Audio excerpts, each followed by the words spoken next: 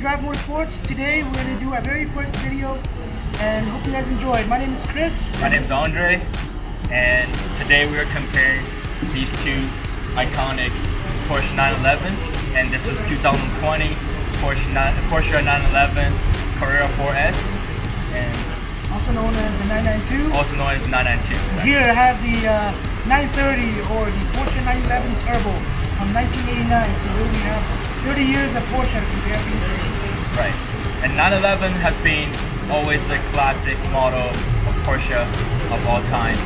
So today we're gonna take these two beasts out on the street and test drive it and see which one's better, what has improved. At the end of the day, I tell you, these two cars are gonna be absolutely timeless. So as you can tell, 30 years difference, and the look is still there, the look is still timeless, and Right. everybody still loves it.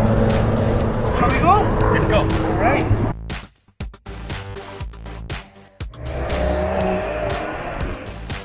Tell you about what we have in the part of this 911 Turbo here. Flat 6, turbocharged, air-cooled, made it to a 5-speed tranny. Of course, manual, only way to go. And this one, for its time, was one of the fastest, best handling vehicles on the road and track. With 282 horsepower, 289 pound-feet of torque, top speed of 253 kilometers per hour. How many cars in 1989 can you tell me that can beat this car? But again, at the end of the day, it's the driver. Right.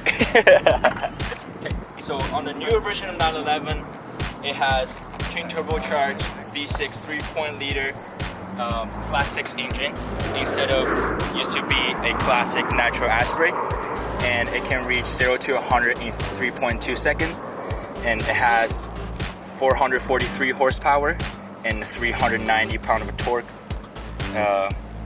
You can tell this thing is absolutely a beast, and unfortunately we cannot pop the trunk because on the newer version it won't let you access to the engine base.